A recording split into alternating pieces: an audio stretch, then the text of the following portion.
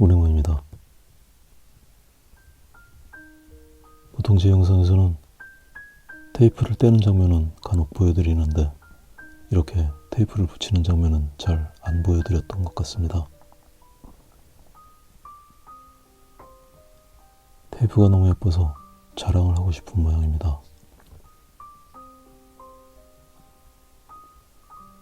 그러고 보면 저는 확실히 무디고 더딘 사람인 것 같습니다. 그렇게 많은 영상을 만들면서도 이런 생각을 못했으니 말입니다. 많이 반성해야겠습니다.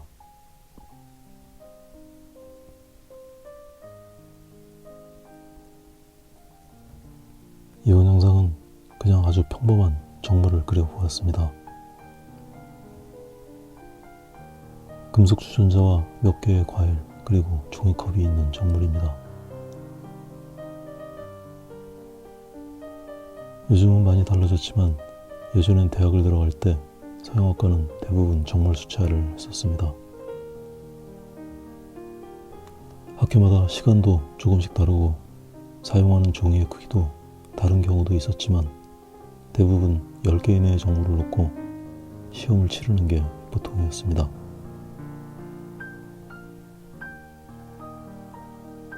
정물은 대체로 특별한 것들은 아니었습니다. 우리 주변에서 쉽게 볼 수 있는 것들이 대부분이었습니다. 과일이나 배추, 파 같은 식물들, 그리고 항아리나 신발, 주전자 같은 인공물이 매년 비슷하게 출제되는 게 보통이었습니다. 시험장에서는 정물이 내가 원하는 구도로 놓여져 있는 게 아니기 때문에 수험생들은 평소에 정물을 좋은 구도에 배치해두는 연습을 해두곤 했었습니다.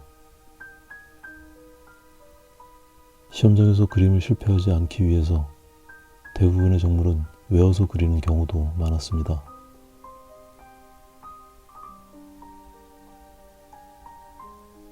지금 생각해보면 참 어이없는 일이었지만 예술가를 지망하는 학생들이 예외 없이 모두 앉아서 정물을 그리는 법을 암기하고 있었던 겁니다.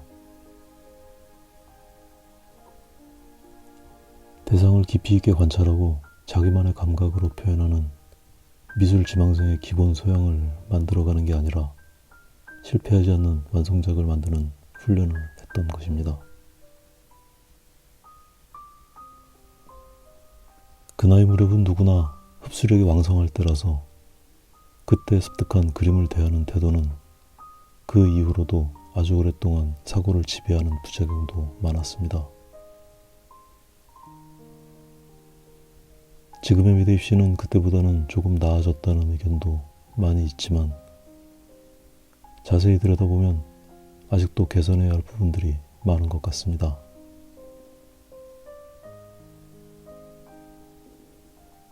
정물을 그리다 보니 옛날에 입시를 준비하던 때가 생각나서 넋두리를 늘어놓았습니다.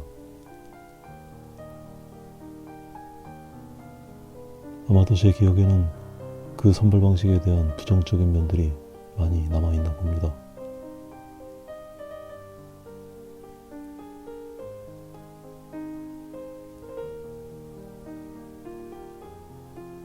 몇 주 전에 황동질감의 물병을 그려서 업로드한 적이 있었습니다.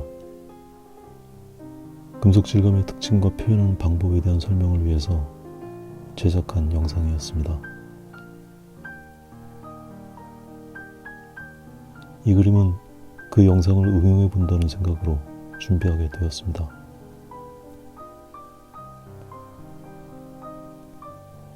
지난번에 황동물병은 주변에 반사된 사물이 없었지만 이 주전자 앞에는 몇 개의 사물이 놓여 있습니다. 주전자의 표면이 곡면이어서 반사된 사물의 모양이 그 모양대로 반사되진 않지만 반사된 사물의 형상을 어느 정도 알아볼 수 있을 만큼 모양을 갖추고 있습니다.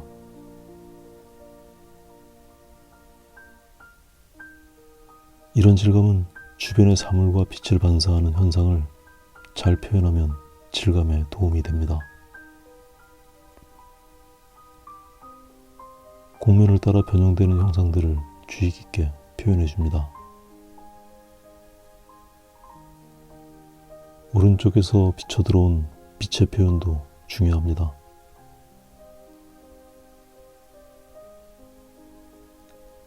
이렇게 주변의 사물과 빛이 반사된 현상을 꼼꼼하게 표현하다 보면 어두운 색과 밝은 색이 강하게 부딪히는 부분들이 많아지는 걸 알 수 있습니다.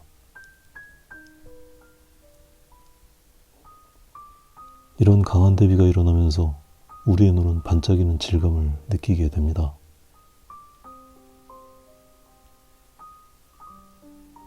이 그림은 초반부터 경계를 선명하게 구별하지는 않았지만 중반 이후의 과정에서는 경계의 처리를 더욱 변화를 주려고 합니다. 낱개의 사물마다 정확한 경계가 어디인지 모를 정도로 여러 겹의 외곽선을 표현합니다. 주전자의 어두운 외곽은 배경과 구분 없이 휩쓸려 나가기도 합니다. 사물의 존재감을 드러내는 건 외곽선이 아닐 수도 있습니다. 사물의 명암과 그림자, 색과 질감도 존재감을 드러내는 데 역할을 할 수 있습니다. 그런 복합적인 요소들이 어우러져서 만들어내는 사물의 존재감은 외곽선에만 의존하는 앙상한 존재감보다 훨씬 두텁고 견고합니다.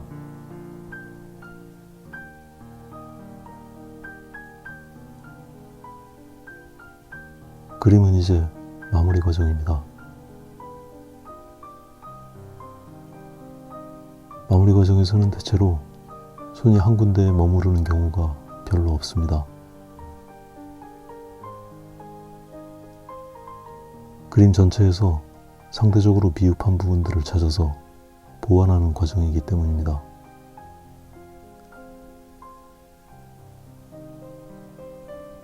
각 부분을 전체의 분위기에 어우러지도록 처리하면서 그림을 마무리합니다.